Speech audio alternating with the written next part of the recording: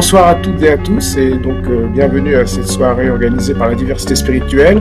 Donc comme je vous le rappelle, c'est une association qui a pour but de promouvoir le fait que nous sommes avant tout des êtres spirituels. Ce soir, on a le plaisir d'accueillir Chouki Derwish. Donc Chouki est un sculpteur sur bois qui vit actuellement dans le nord de la France. Son atelier est à Roubaix, c'est un tiers-lieu dans lequel il fait de magnifiques sculptures. D'ailleurs, ces sculptures, vous pouvez les admirer sur son site internet. Donc, à la fin de l'article qui le présente, il y a le lien vers le site et je vous invite vraiment à y aller. Alors, rapidement, Chouki est français, il est né à Lille, mais c'est de parents algériens et son père est venu travailler dans les mines de charbon. Alors, tu as fait un voyage en Algérie quand tu avais une quinzaine d'années et là, tu voulais poursuivre ta scolarité en Algérie, mais c'était pas possible parce que l'arabe n'était pas ta langue natale. Et on t'a proposé à ce moment-là de faire des études de sculpture sur bois, d'obtenir un CAP de sculpture sur bois, et tu as accepté. Ça t'intéressait, disons, mais sans trop savoir, disons, dans quoi tu allais t'engager. Et pendant ces études de sculpture sur bois, tu as découvert, en fait, la calligraphie sculptée, en fait, tu as découvert la symbolique sacrée.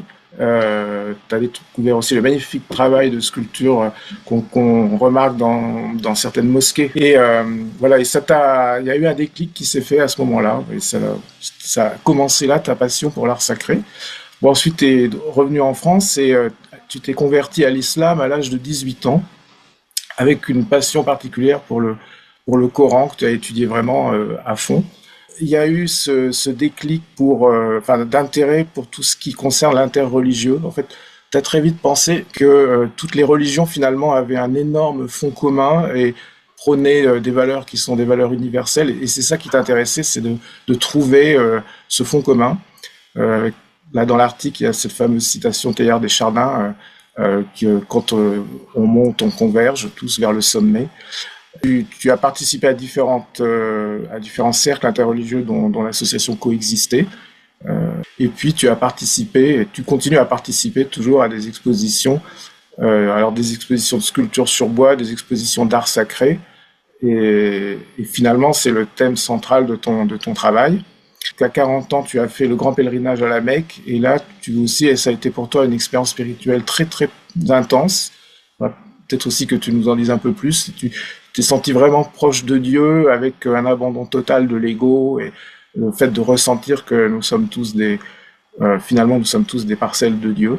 Voilà. Et donc, aujourd'hui, tu continues à œuvrer pour la diversité religieuse, pour la compréhension des religions, à travers tes sculptures, à travers des expositions. Continue à participer à des associations qui promeuvent la diversité spirituelle, la diversité religieuse. Et puis, bien sûr, tu continues ton travail de sculpteur, donc sur ton site, tu exposes tu montres tes sculptures et tu rédiges aussi de la poésie, puisque dans ton livre qui est indiqué aussi à la suite de l'article, il y a des poèmes que tu as illustrés par des sculptures. Voilà, à toi, Chouki. Merci à toi, merci à toute l'équipe de la diversité spirituelle de m'accueillir ce soir. Vraiment, j'en suis honoré. Alors, je suis effectivement sculpteur sur bois. J'ai eu la chance, donc je suis né à Lille, comme ça a été indiqué, en 1970. J'ai passé toute mon enfance dans le bassin minier, donc entre Lille et Lens. Où mes parents s'étaient mariés à la fin des années 60. Alors, jusqu'à l'âge de 15 ans, je vivais donc à Wagny et Libercourt, jusqu'à ce que mes parents et mon papa, après plus de 20 ans de mine, décident de concrétiser leur rêve de retour au pays, donc en Algérie.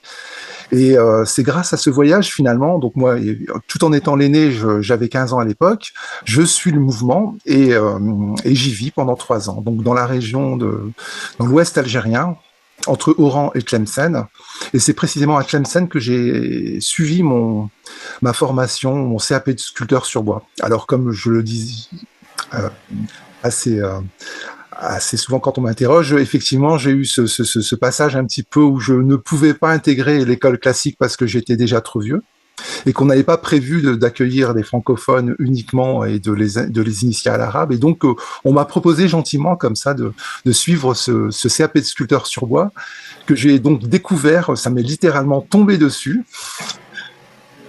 que je perçois évidemment comme une destinée, et ça a été tout de suite le coup de cœur. Donc les senteurs du bois, toute l'ambiance des arabesques, les entrelacs géométriques, un peu de calligraphie effectivement sculptée, et ça a été mon premier contact avec un art sacré, celui de l'islam. Pendant cette formation, effectivement, j'ai été initié à cet art de l'islam. À la fois ça, c'est toute la beauté de cristalline et tout le rapport, toute l'esthétique vraiment des arabesques et de tout ça, ça a été ma formation pendant près de 2 ans. Et à la suite de ça, donc pour mes 18 ans, évidemment, je reviens vivre au pays, en France, et c'était en région parisienne dans un premier temps. Et à mes 18 ans, comme ça a été rappelé, effectivement, je redécouvre finalement la religion que j'héritais, à savoir l'islam, à travers mes parents, en lisant pour la première fois le Coran en français, donc dans la langue que je comprenais. Et là, effectivement, ça a été telle une révélation, meilleure compréhension de ce qu'était que cette religion en faisant ce cheminement, en faisant ce chemin de me réapproprier un peu beaucoup même, l'héritage de mes parents. Pendant ma formation de sculpteur sur bois, c'était uniquement de la pratique, c'est-à-dire qu'il n'y avait pas du tout d'apport sur le sens et la symbolique de ce que j'exprimais à travers en sculptant le bois. Et c'est au début des années 90 que je découvre l'œuvre de Titus Burckhardt.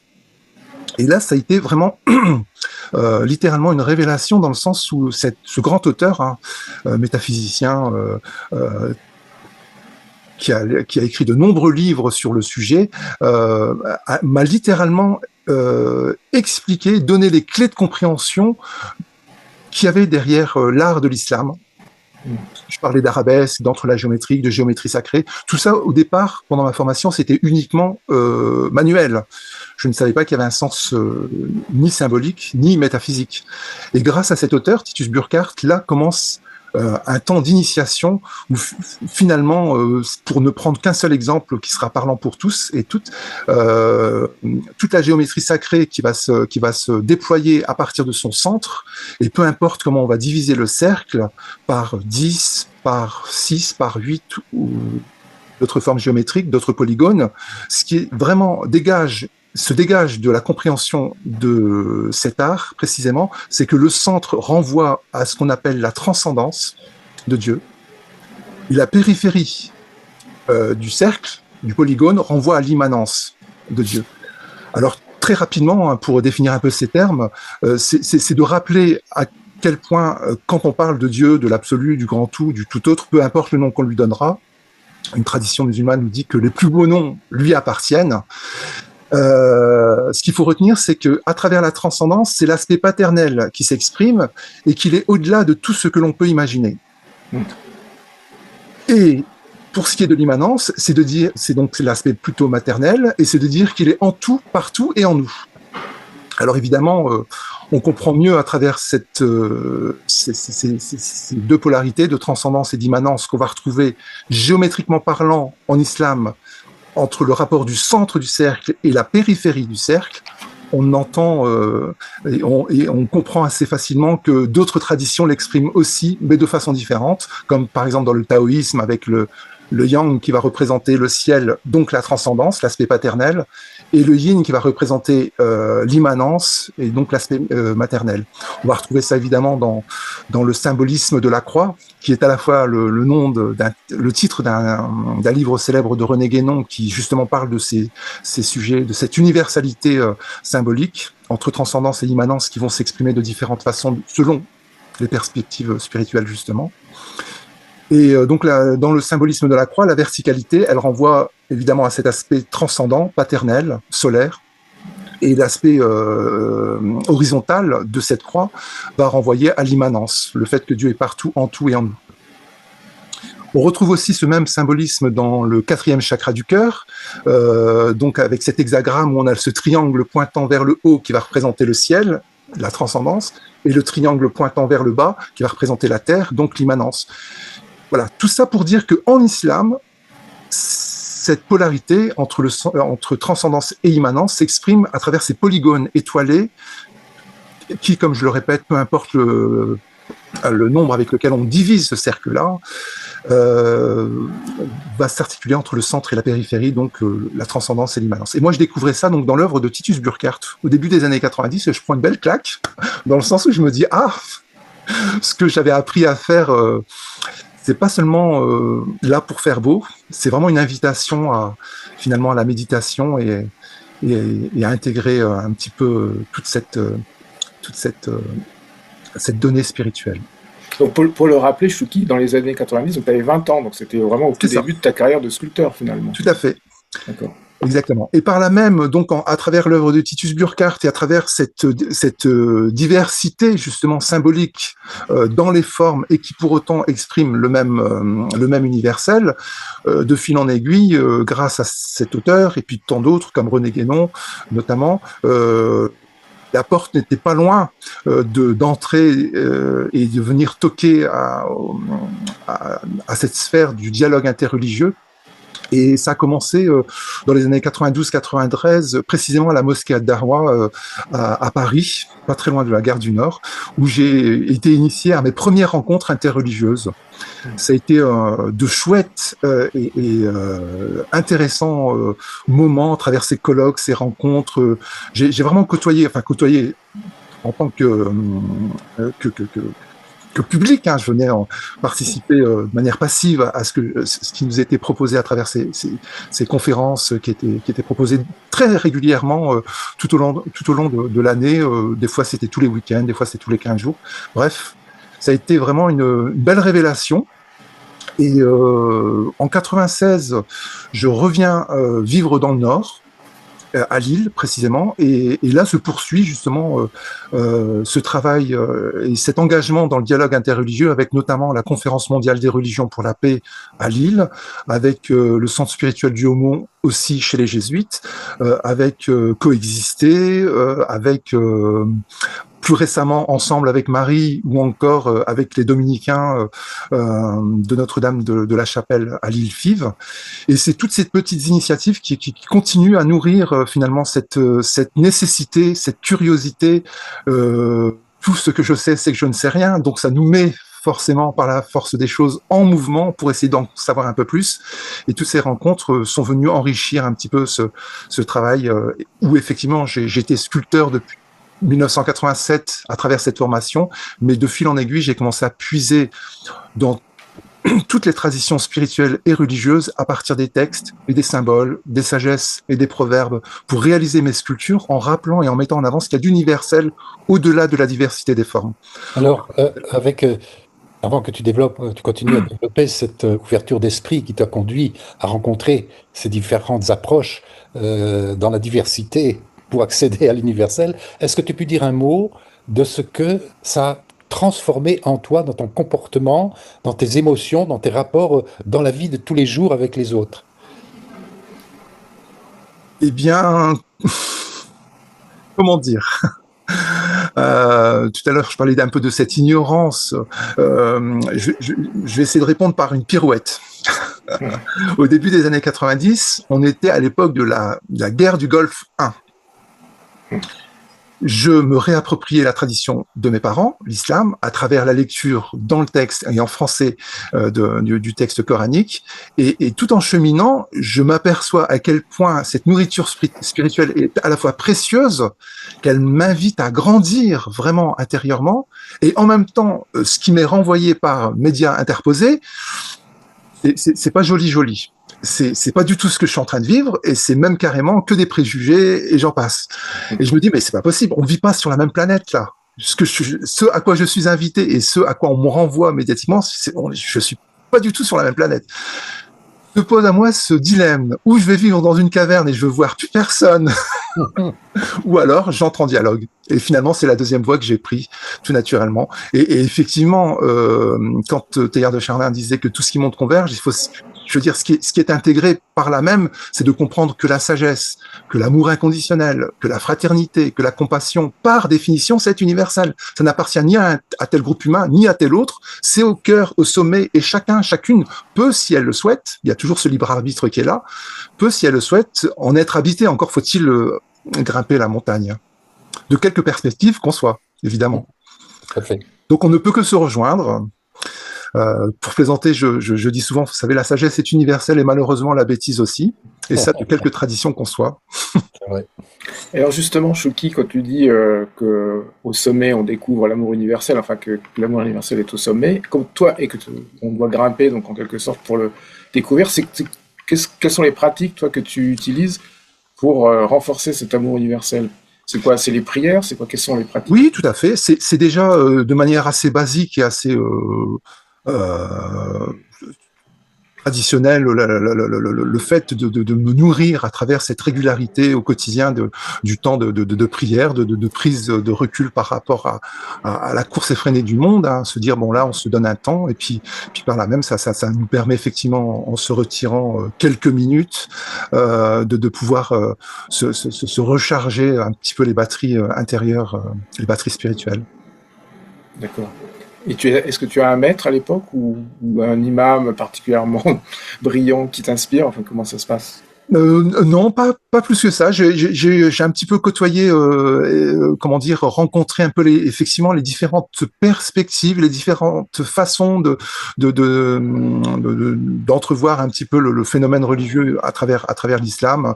J'ai pu côtoyer un petit peu différents, comment dire, courant et je reste effectivement depuis Titus Burckhardt finalement très sensible à cette fibre spirituelle comme le rappelait si bien le Cheikh Bentounès par exemple, quand il parle de de ce qu'on appelle la spiritualité en islam, on traduit ça par le soufisme, par exemple. Un de ses livres célèbres, c'est le soufisme n'est ni plus ni moins finalement que le cœur de l'islam. Et comme dans toute tradition, il y a ce qu'on appelle un exotérisme et un ésotérisme, l'islam ne fait pas exception. Il y a aussi un aspect formel, social, des relations avec les autres, de bienséance. Et puis en même temps, il y a aussi cette relation intime avec l'absolu, avec notre Seigneur. D'accord. Et est-ce que tu peux nous parler justement du pèlerinage, du grand pèlerinage que tu as fait à la Mecque à l'âge de 40 ans? Alors, ça a été une belle, à la fois une belle expérience et alors je raconterai un petit peu l'anecdote. J'étais pas prêt du tout à 40 ans de faire ce grand pèlerinage à la Mecque. Il a fallu qu'un an auparavant mon épouse fasse un certain rêve où elle me voyait là-bas. Et évidemment, comme vous le savez, de manière spirituelle, de manière générale, hein, les rêves sont porteurs de messages. Et là, j'ai pris littéralement ce rêve comme une invitation. Donc, je me suis démené à essayer d'être prêt, même si je n'avais que 40 ans, à faire ce grand voyage. Et que j'ai évidemment, qui m'a procuré évidemment beaucoup de bonheur, en fait, intérieurement. Et qu'est-ce que tu as découvert principalement là-bas que tu ne connaissais pas, que tu ne vivais pas? C'est cette communion effectivement des âmes où on a cette foule immense où finalement on est comme autant de gouttelettes pardon de gouttelettes ou de gouttes dans l'océan qui à un moment donné auparavant on avait l'impression que c'était qu'il y avait c'est une image qui vaudra ce qu'elle vaudra, mais où on a l'impression que l'ego fait qu'on est séparé des autres et tout ça. Et puis finalement, dans ce bain de foule, on a l'impression vraiment d'être dans cette marée et de ne plus faire qu'un avec la communauté en prière. Non, c'est des moments très très très forts. D'accord. Et parce que juste pour nous le décrire, ça dure combien de temps? C'est plusieurs journées? Enfin, comment ça se passe concrètement? Alors, c'était moi, j'y suis allé pour une dizaine de jours, effectivement, avec vraiment le rituel concentré sur les 3-4 derniers jours. Est-ce que tu as pu vivre depuis, et par exemple aujourd'hui, est-ce que tu sais revivre ce même sentiment de communion là où tu vis aujourd'hui? Alors, question très intime aussi. Ah ben, là, fallait s'y attendre. Hein.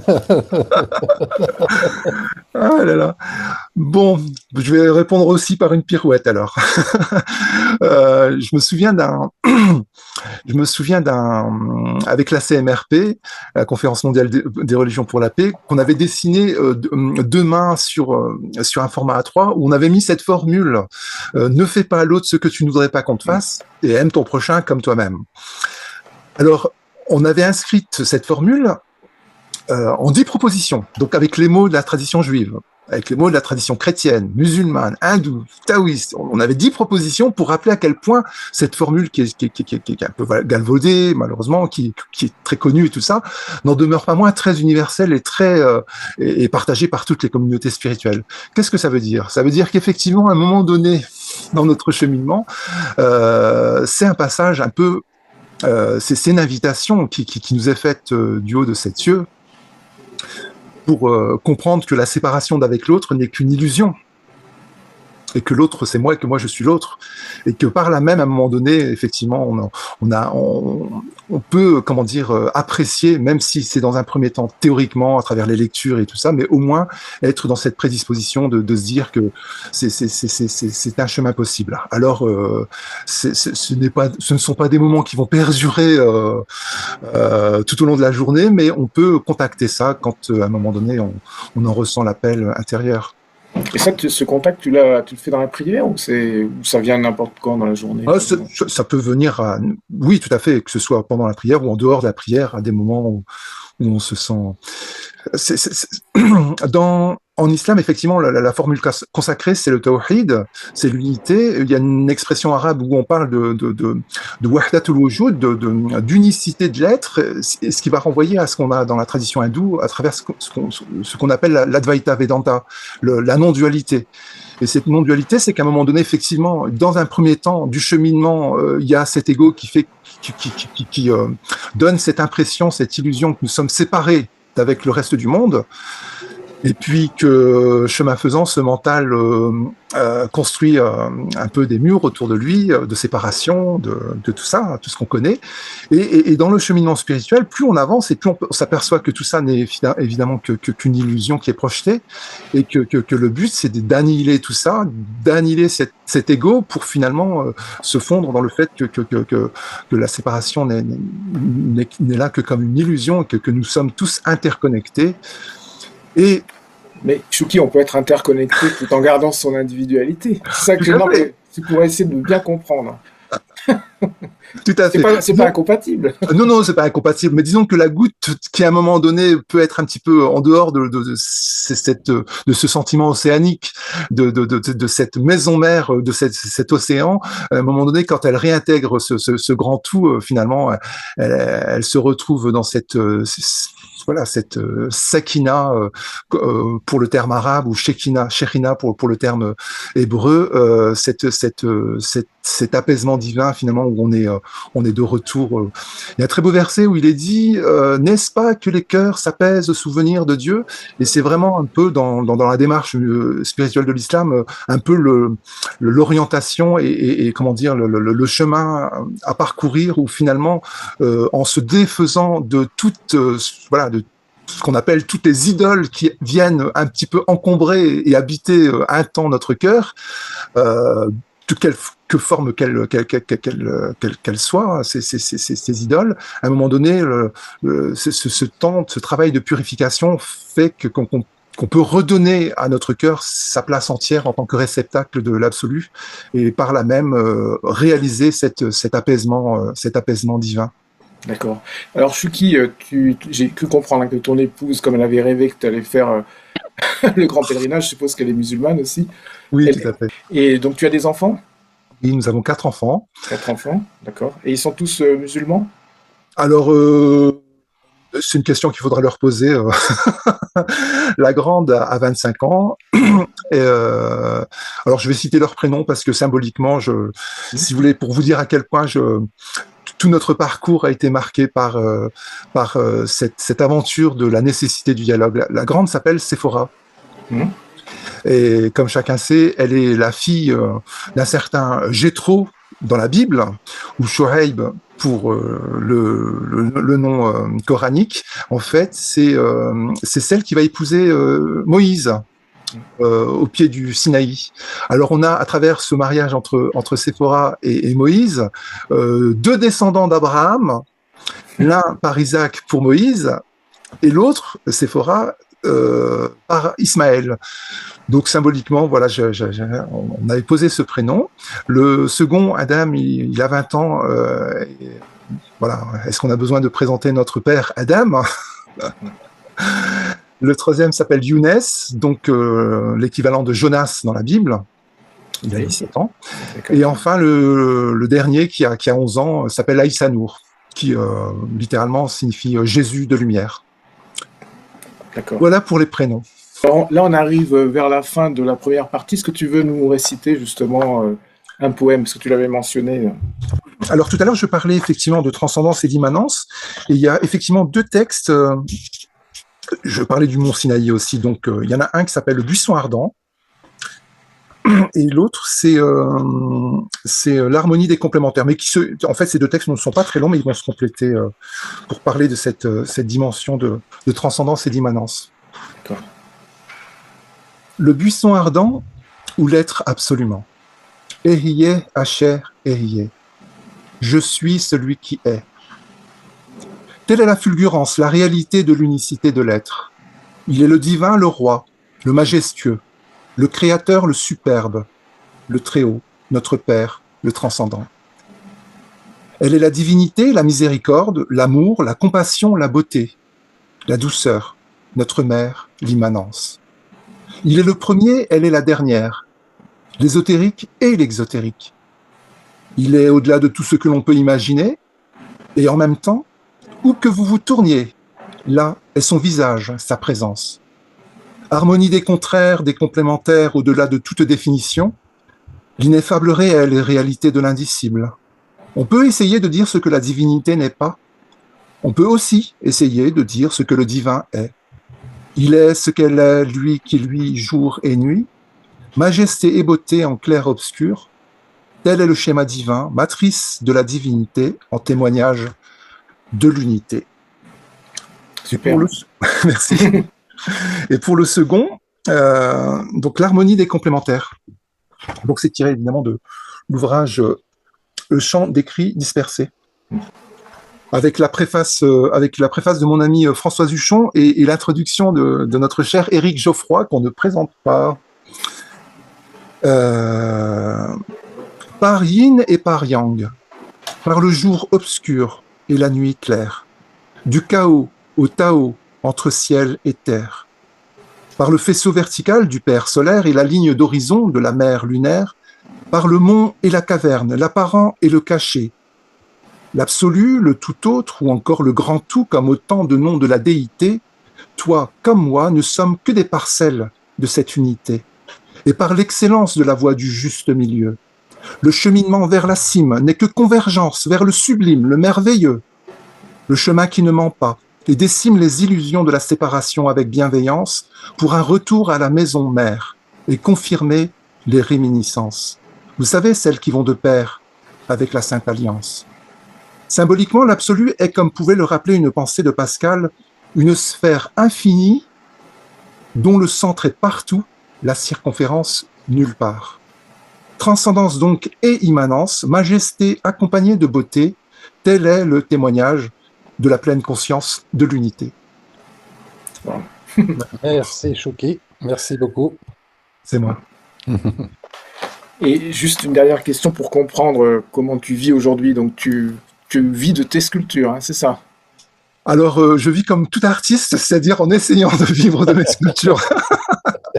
Voilà, donc je donne des cours aussi. Tu donnes des cours. De temps en temps, je fabrique un peu de décor. Et puis après, pour ce qui est des commandes, effectivement, j'ai toujours ce chantier qui est juste finalement infini, où je vais puiser, comme je le rappelais tout à l'heure, à partir des différentes traditions spirituelles et religieuses, pour faire ressortir à partir d'un texte, d'un symbole, d'une sagesse, et de pouvoir broder autour pour en faire une sculpture, ou bien de temps en temps je peux avoir des commandes spécifiques où on me dit j'ai tel verset de la Bible ou du Coran que j'aimerais bien pouvoir voir sculpter. Est-ce qu'on pourrait lui donner tel ou tel type de forme? Est-ce qu'on peut le travailler sur tel ou tel type de bois? Et après un échange, on peut effectivement se mettre d'accord pour lancer la commande. D'accord, donc c'était arrivé d'avoir des commandes de religion, par exemple, de religion juive ou chrétienne? Alors, très bonne question. Il y a quelques années de ça, d'ailleurs en compagnie de notre cher Homero Marangiou, je participais à l'émission du dimanche matin pour présenter mon travail. Et à la suite de ça, donc comme je présentais aussi mon premier livre qui s'appelle le Sacré comme inspiration, donc c'était plus un ouvrage illustré de mes travaux en donnant quelques explications sur les sources scripturaires qui m'avaient servi pour faire telle ou telle sculpture. Donc à la suite de ce passage à la télé, j'ai eu un contact comment on appelle ça, du musée de la mémoire juive à Béziers, qui m'ont d'abord commandé l'ouvrage, et puis ensuite, très timidement, m'ont dit, on a vu qu'il y avait les 10 commandements que vous aviez sculptés en hébreu, est-ce que c'est encore disponible? Je dis, oui, je les ai encore. Donc je leur ai fait ce premier envoi, et puis finalement, ils ont eu ce très beau geste où ils se sont dit, pourquoi ne pas faire une sorte de pôle abrahamique? Et donc à la suite de ça, ils m'ont fait ce sympathique projet, m'ont proposé ce sympathique projet de commander 2 autres sculptures d'inspiration chrétienne et d'inspiration musulmane. Donc à la suite de ça, donc la première était en hébreu avec les 10 commandements. La seconde, pour le christianisme, j'ai retravaillé le thème de la prière du Notre Père que j'avais déjà sculpté et que j'ai donc réédité sur un autre bois, c'était du bois d'amarante précisément. Et pour la dernière sculpture, j'ai travaillé le verset de la lumière, donc le célèbre verset de la sourate 24, Dieu est la lumière des cieux et de la terre. Donc en hébreu, en araméen et en arabe. Si jamais vous allez dans le sud de la France, n'hésitez pas à passer par ce musée-là, vous retrouverez ces 3 sculptures